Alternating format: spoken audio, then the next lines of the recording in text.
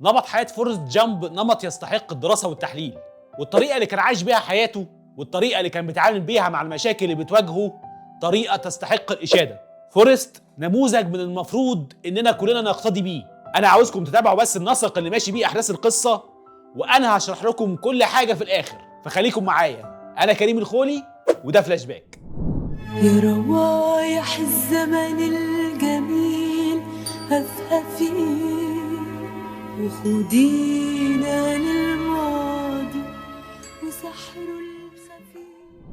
بتبدأ الحكاية مع فورست جامب، واللي من خلال فلاش باك بيسرد قصته أثناء انتظاره على أحد مقاعد انتظار الأتوبيس، وبنعرف إنه كان طفل منخفض الذكاء، وبالإضافة لقدراته العقلية المنخفضة فهو كان عنده عيب في عموده الفقري كان بيخليه غير قادر على المشي بطريقة صحيحة. فورست ما كانش في حياته غير أمه، واللي كانت الشخصية الوحيدة المؤمنة بإن فورست ممكن يبقى حاجة عظيمة، وإنه بالرغم من اختلافه فهو مش أقل من أي حد، وإنه يستحق إنه يحصل على نفس الفرص اللي بيحصل عليها أي حد بظروف عادية. في البداية أمه رفضت إنه يلتحق بمدرسة لذوي الاحتياجات الخاصة، وأصرت إنه يدخل مدرسة من أفضل المدارس الموجودة في ولاية ألاباما، وده بالرغم من إن مستوى ذكائه كان أقل من المستوى المطلوب للانضمام للمدارس العادية.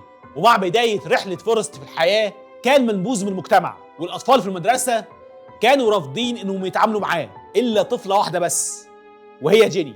جيني أصبحت هي صديقة فورست الوحيدة، وزي ما فورست لقى في جيني الصديقة اللي تشاركه حياته، فجيني لقت الحنية والاهتمام من فورست واللي كانت مفتقداها في حياتها بسبب عيشتها في ظروف قاسية جدا مع والدها. واستمرت العلاقة ما بين فورست وجيني في تطور لدرجة إنهم كانوا بيقضوا معظم وقتهم مع بعض. وفي مرة من المرات وهم ماشيين مع بعض تعرض فورست للتنمر كالعادة وللهجوم من بعض الأطفال، لكن فورست فضل واقف مش عارف يتصرف لحد ما جيني قالت له إنه يجري. وبالرغم من استحالة الفكرة لأن فورست في الأساس بيمشي بالعافية، لكنه نفذ كلام جيني وفضل يجري لحد ما حصلت المعجزة. وبعد ما كان فورست مش بيعرف يمشي بقى بيجري وبقى أسرع واحد كمان، ودي أول حاجة اتعلمها في حياته وبقت ركن أساسي فيه، وهو إنه يجري مع أي مشكلة تواجهه. ودي برضو كانت أول نقطة تحول في حياة فورست. بعد كده جيني بتسيب والدها وتعيش مع جدتها، وعلاقتها بفورست بتتطور أكتر، وبيفضلوا أصدقاء لحد ما يوصلوا لنهاية المرحلة الثانوية. وفي موقف تكرر قبل كده بيتعرض فورست للهجوم من بعض الشباب، وبتطلب منه جيني إنه يجري زي ما طلبت منه قبل كده، وبرضو فورست بينفذ كلامها وبيجري علشان يفضل يجري ويجري لحد ما يوصل لأحد الملاعب الخاصة بكرة القدم الأمريكية، واللي كان فيها ساعتها ماتش شغال. ففورست بيقتحم الملعب وهو بيجري من اللي بيطاردوه علشان كل الموجودين يشوفوه ويذهلوا من سرعته اللي سبقت كل اللعيبة اللي موجودة في الملعب. ويحصل نقطة التحول الثانية في حياة فورست لما شاف المدرب وهو بيجري وقدم ليه منحة للالتحاق بأحد الجامعات، وأصبح فورست طالب جامعي ومن أشهر لاعبي كرة القدم الأمريكية، والتحق بمنتخب أمريكا للجامعات، وكمان قابل الرئيس كينيدي. فورست بعد كده حصل على شهادة جامعية، وفي أثناء حفلة التخرج بيعرض عليه أحد الضباط في الجيش الأمريكي فرصة للالتحاق بالجيش، وفعلا بيلتحق فورست بالجيش. وفي مشهد مشابه لرفضه من طلاب المدرسة وهو صغير بيتكرر نفس الموقف وبيرفضوا زملائه في الجيش، لكن بيقبلوا شخص واحد بس وهو بوبا بلو. بوبا كان زيه زي فورست مختلف، لكن بالرغم من قدراته العقلية المحدودة لكنه كان تقريبا مش بيفكر غير في حاجة واحدة بس، ويعرف عنها تقريبا كل حاجة، وهي الجمبري وطريقة صيده. وكان بيحلم انه بعد ما يخلص الجيش انه يشتري مركب لصيد الجمبري. الصداقة ما بين فورست وبوبا بتنمو وبيبقى صديقه الوحيد في الجيش. وبعد كده بتبدأ الحرب الأمريكية في فيتنام، وبيتم إرسال كتيبة فورست للحرب، لكن قبل ما بيسافر بيروح علشان يقابل جيني، واللي بتقول له انه لازم يلتزم بالنصيحة اللي بتقول له عليها على طول، وهو انه يجري ويهرب من اي مشكلة. بعد كده بيسافر فورست وبوبا صديقه لفيتنام علشان يقابلوا هناك الملازم دان قائد الكتيبة بتاعتهم. دان كان بينحدر من عائلة عسكرية عريقة، وكل أجداده ماتوا في كل حرب من الحروب الأمريكية، وكان ليه خبرة كبيرة جدا في المجال العسكري. فورست بعد كده قضى شهور طويلة في فيتنام، وبالرغم من الظروف القاسية اللي كان عايش فيها لكن كانت دايما جيني مش بتفرق تفكيره، وكان دايما بيبعت لها جوابات واللي كانت غالبا مش بتستلمها. وفي أثناء تواجد فورست في فيتنام بتتعرض الكتيبة بتاعته لقصف قوي جدا، وفي أثناء تعرض الكتيبة للهجوم بيتذكر فورست نصيحة جيني بأنه يجري ويهرب. ففورست بيفضل يجري لحد ما يتذكر صديقه بوبا، فبيرجع علشان يدور عليه وينقذه. وهو بيدور عليه بيقابل زمايله في الكتيبة وهو جرح على الأرض، وبيطلبوا منه إنه ينقذهم.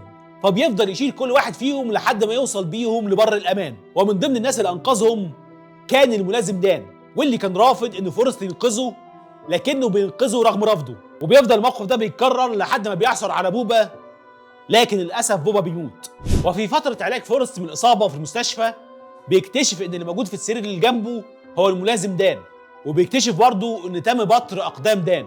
دان كان ناقم على وضعه وكان غاضب جدا من فورست لانه انقذه، وده بسبب انه كان بيعتقد ان قدره انه يموت في ساحه المعركه، لكن فورست منعه من تنفيذ قدره. بعد كده بنشوف نقطه التحول الثالثه في حياه فورست لما بيشوف واحد من زمايله في الجيش وهو بيلعب تنس طاوله، وبيقول له على نصيحه في اللعبه، وهو انه يركز على الكوره وعينه ما تبعدش عنها ابدا. وفعلا فورست بينفذ النصيحه وبيبقى اشهر لاعب تنس طاوله في الجيش الامريكي. ده غير انه بيحصل على وسام الشرف من الرئيس الامريكي جونسون بسبب بطولته في حرب فيتنام. المهم انه بعد كده بيقابل جيني بالصدفه، واللي بتحكي له على عملته في حياتها، لكنها بعد كده بتسيبه كالعاده وبتهرب منه. فورست بيبقى ضمن منتخب امريكا لتنس الطاوله، واللي بيسافر الصين وبيبقى بطل قومي في بلده، وبيتم استقباله استقبال الابطال في احد اشهر البرامج الحواريه في امريكا. وبعد ما بيخلص البرنامج بيظهر في حياته الملازم دان بعد اختفائه لفتره، واللي هنلاقي انه لسه ناقم على فورست بسبب انه انقذه من الموت في فيتنام. فورست بيحكي لدان انه عاوز يحقق حلم بوبا بانه يشتري قارب لصيد الجمبري، لكنه مش عارف هيعمل كده ازاي. بعد كده بيتم تكريمه من الرئيس نيكسون كافضل لاعب في امريكا، وده بيزود من شهرته. وبتنتهي بعد كده رحله فورست مع الجيش الامريكي بعد تسريحه علشان يرجع لبيته مره تانيه، ويلاقي ان والدته بتقول له ان في حد ساب له شيك بقيمه $25,000، وده مقابل انه يطلع في اعلان. وبكده وبدون اي تدخل من فورست بيلاقي الفلوس اللي ممكن يحقق بيها حلم بوبا بامتلاك قارب لصيد الجمبري. وفعلا بيحصل فورست على القارب، وبيقابل المره الثانيه الملازم دان، واللي كان وعده انه هيشاركه لو فعلا قدر انه يحقق حلم بوبا. لكن فورست ودان بيواجهوا مشكله كبيره، وهي انه من الصعب جدا الحصول على الجمبري في ظل المنافسه الشديده من القوارب الثانيه واللي موجوده معاهم في نفس المنطقه. لكن وبدون تدخل برضه من فورست بتحصل معجزه، وبفضل اعصار كارمن بيتم تدمير كل قوارب الصيد اللي موجوده في المنطقه، ما عدا قارب واحد بس، وهو قارب فورست واللي اطلق عليه اسم جيني. وهنا بيحصل نقطه تحول تانية في حياه فورست، وبيبقى اشهر صائد للجمبري في المنطقه، لدرجه انه بيبقى عنده مصنع كبير وبراند باسمه لبيع الجمبري باسم بوبا جامب، وبيبقى غني جدا. وبيرجع لبيته القديم وبيتبرع بفلوس كتير لاعمال الخير. وبالرغم من الوضع الجيد اللي هو فيه، لكن كانت دايما جيني مش بتغيب عن باله، وكان دايما بيفكر فيها لحد ما ظهرت فجأة تاني في حياته. وبدون ما يسألها عن سبب غيابها أو عملت إيه في الفترة دي، فرح فورست بوجودها معاه وكمل حياته معاها كأنها ما سابتهوش لحظة واحدة.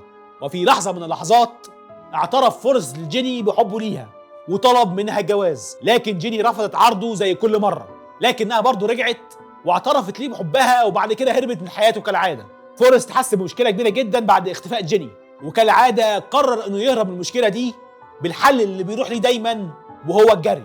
حياة فورست هيمر بيها تحولات كتير واحداث اكتر، ويا ترى حياة فورست هتستمر بنفس النمط لا مبالاة من فورست بيقابلها نجاحات مستمرة، ولا حياته هيبقى فيها عقبات وتحولات هتغير النمط اللي ماشية بيه؟ وده اللي هنعرفه لما نتفرج على الفيلم. ولما اتفرج على الفيلم في شوية اسئلة كانت بتدور في دماغي. اولهم، هل الفيلم مبني على قصة حقيقية؟ الإجابة إن الفيلم مش مبني على قصة حقيقية، لكنه مبني على مجموعة من القصص اللي تأثر بيها الكاتب وينستون جروم، وأولها شخصية سامي لي لويس أحد أبطال حرب فيتنام، واللي قصته بتشبه لحد كبير قصة فورست في الجيش. الكاتب برضه استوحى بعض القصص من اتنين من أصدقائه، زي صديقه اللي كان بيعرف كل حاجة عن الجمبري زي بوبا. الحاجة التانية هو والد فورست راح فين، وهنا لما بحثت لقيت ان في القصه الاصليه والده مات، وفي الفيلم ابوه تخلى عنه بسبب ظروفه. وكان في حاجه كمان كان نفسي اعرف سببها، وهي ايه سبب هروب جيني المستمر من فورست ورفضها لحبه في كذا موقف.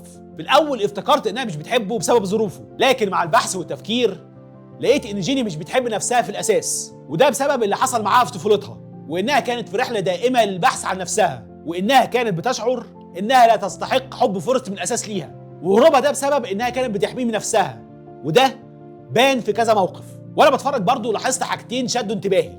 اول حاجه هي الريشه اللي ابتدى بيها الفيلم وانتهى، والحاجه الثانيه هو ليه فورست كان دايما لابس قميص ازرق كارو. ومع التفكير والبحث لقيت ان الريشه بترمز لدوره الحياه وبدايه او نهايه قصه جديده وقدر ومصير بيبدأ وينتهي. علشان كده فضلت طايرة لحد ما وصلت لفورست في بداية الفيلم، وبعدين طارت منه في نهايته علشان تبدأ دورة جديدة من الحياة في مكان جديد مع مصير وقدر جديد.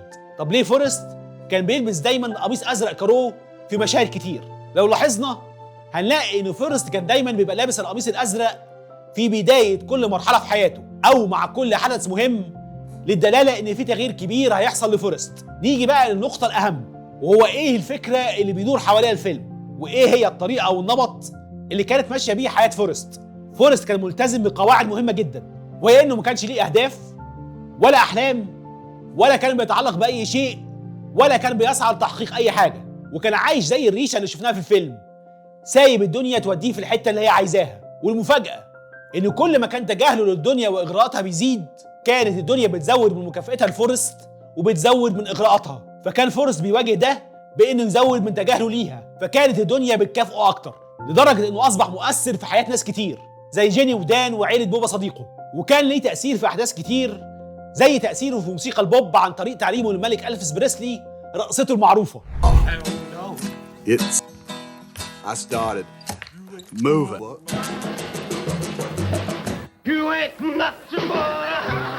أو عن طريق كشفه لفضيحة وودرجيت عن طريق الصدفة. The lights are off and they must be looking for a fuse box or something because them flashlights, they're keeping me awake. وفي أمثلة كتير بتربط فورست الغير مبالي بأي شيء بأحداث كتير جدا في التاريخ الأمريكي. ولو تابعنا حياة فورست هنلاقي إنه ما تدخلش ولا رغب في أي حاجة حصلت ليه، ولا كان يفرق معاه إنها تحصل أو لأ.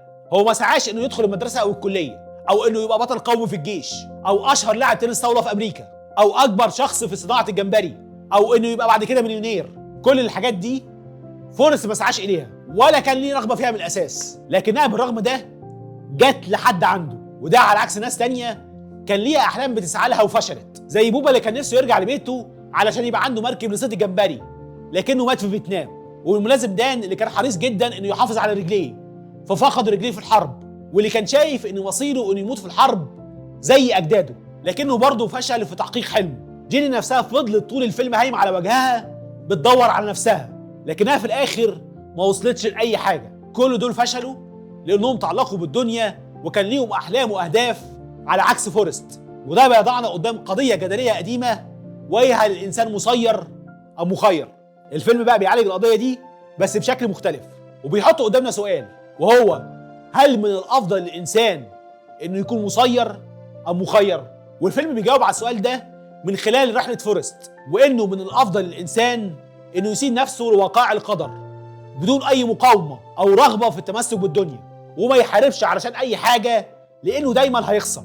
فورست نفسه فضل متجاهل الدنيا وسايب نفسه لتقلبات القدر، وعلشان كده الدنيا كانت بتكافئه. ولما فورست خالف منهجه وتمسك بحاجتين بس في حياته وهو أمه جيني، خسر الاتنين. طب احنا ممكن نطلع بإيه من الفيلم؟ هنطلع بإن اختيارات ربنا سبحانه وتعالى لينا أفضل من أي اختيار ممكن نختاره. سلام.